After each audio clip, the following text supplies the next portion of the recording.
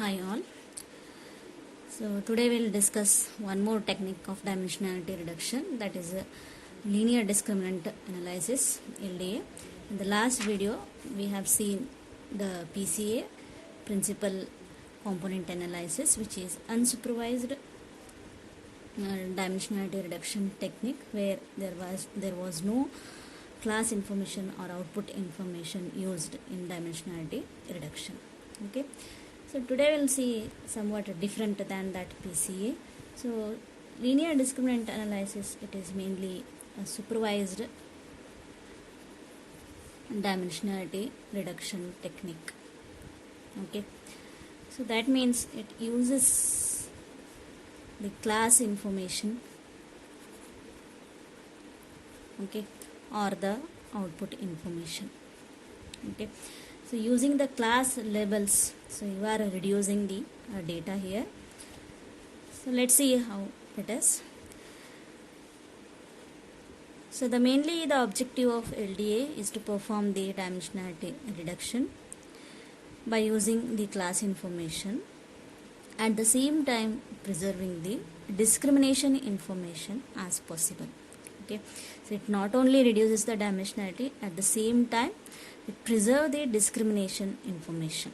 Okay. So discrimination information means class information. So one data to another data, how they are discriminating by their class labels. Okay. So that dimension it is going to preserve. Also it find the boundaries around the clusters of the class. Okay. So clusters of the class means here so one group of the data and another group of the data. Okay. So some group of example belonging to one class, some group of examples belonging to second class, third class, like that. So you are having a number of groups in the data and those are mentioned in the data. Okay.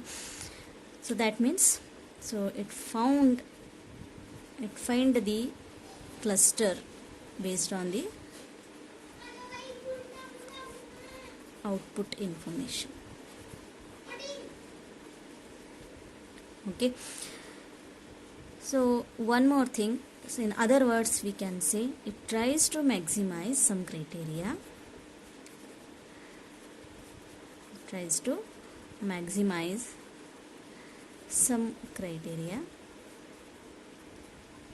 say distance. We can say one of the criteria is distance, or some discriminant criteria is there. Okay. Let's try to maximize that criteria between each class and tries to minimize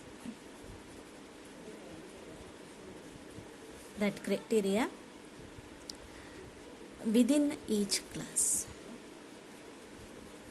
Is that right? Okay. So how actually it is? Suppose there are two features, say x1 and x2. Okay. So some data, suppose 15 examples I have collected where all the examples are having x1 feature and the x2 feature. When I plot them, suppose this is one class, okay, and another class, suppose this is another class of data, and one more, suppose it is another class of the data. Okay. So when this is the case, okay, so if I apply other techniques which do not use any class information, if I apply other techniques such as feature selection technique, so I just remove one of these two features. Okay. So at that time what happens, suppose x2 I remove, I just want to project all these using only x1. I want to differentiate all these class of example using only x1 feature. What happens? So this is one class, this is another class, and this is another class. When I project these, so these are going to project on the x-axis. That means I am discriminating these examples using only x1 feature, that is projecting all the examples on this dimension. Okay. At that time what happens? So this overlapping problem will occur. Okay, so this is also the case when I use only x2 and remove this x1 during the dimensionality reduction, suppose at that time. So if I project these like this, okay, at that time also some overlapping problem occurs. So we require some other dimension. Okay, we require some other dimension which may be the combination of these x1 and x2. So not only so if suppose, okay, if suppose some dimension is there, so like this, if I found this is a new dimension that is calculated using any of the technique, so on this, so if I project using this new feature, if I try to classify all these example, so their projection is like this. Okay, somewhat that overlapping is going to be reduced. Okay, so the linear discriminant analysis will try to find such projection where the distance between the two class is going to be increased and the distance between the examples within the class is going to be decreased. So that is the technique is there behind the linear discriminant analysis. Okay, so next we will see the steps of linear discriminant analysis. Okay, so first step is for each class here. So class information is used mainly, that you should keep in mind. For each class, okay, calculate means and overall mean. This is the first case. So how to calculate the mean and how to apply all these steps, I will take one example and apply all these steps. Okay, now we will see only the steps. Okay, that's the first step. Second step is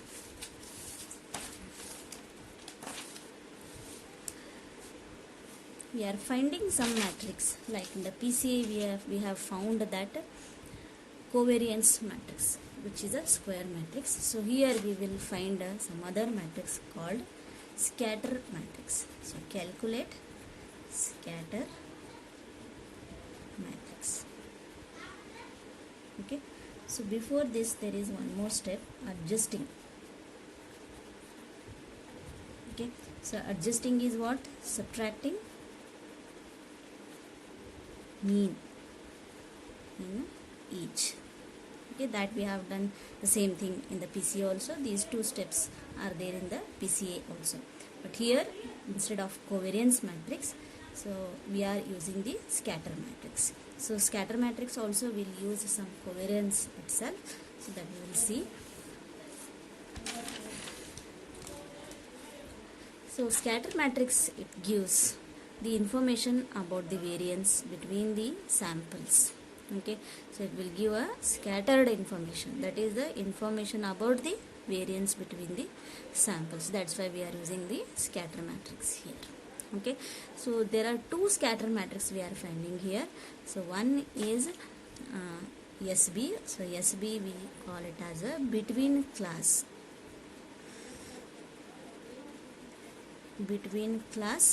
scatter matrix. Okay, and one more scatter matrix we are finding, SW, within class scatter matrix. Okay, so later we are adding these SB plus SW to find the whole scatter matrix. Okay,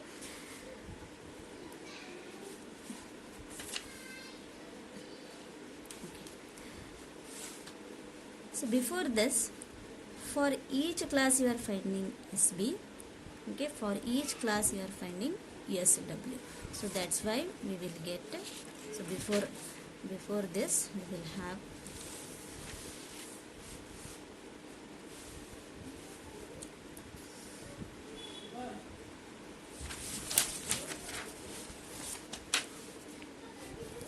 okay, for each class you are finding the SB. So the formula for finding the SB is, so SB is equal to summation of Ni mu I minus Cp into mu I minus Cp, this transpose of this, where Ni is number of samples in that class. Number of samples in that class. Okay. So we are finding, suppose 3 classes are there, so we need to find SB1, SB2, SB3. So I vary from 1 to 3. Okay.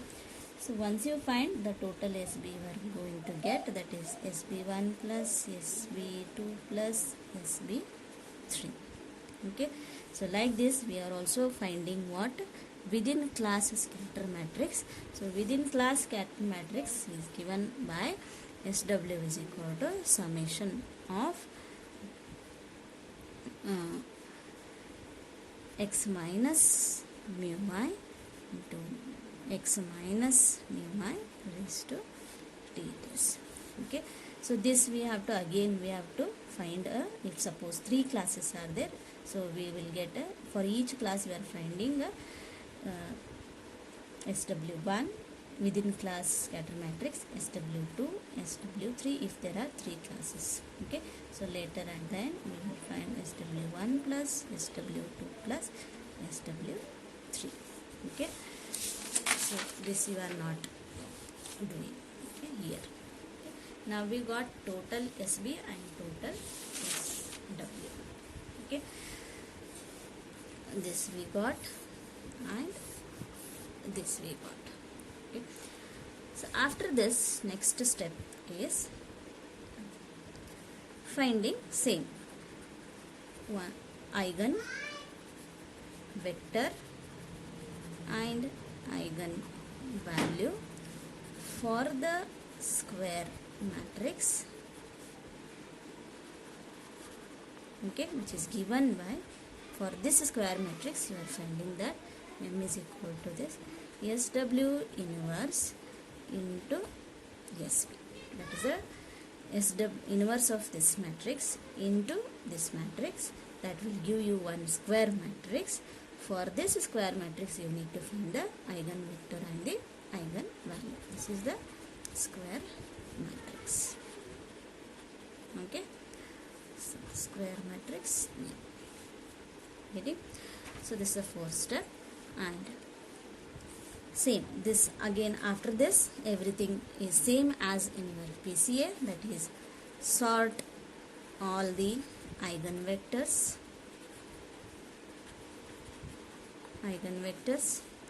in ascending, in descending order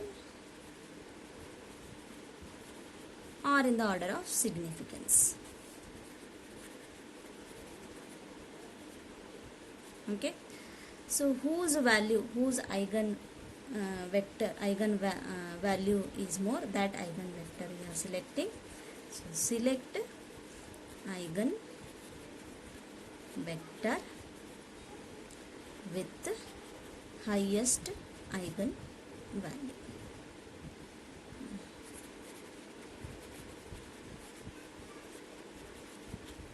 Okay. So this is our new, so that is our new projection line, which is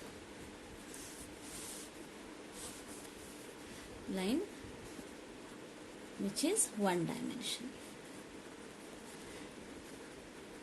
Okay. So you just, so this is what, whatever I have explained. So this is what we found, that vector whatever I found is this line, which is a new projection. On this data has to be projected. So that is the last step, transformation, projection. Okay, which is the step 8.1, last step, projecting or transforming.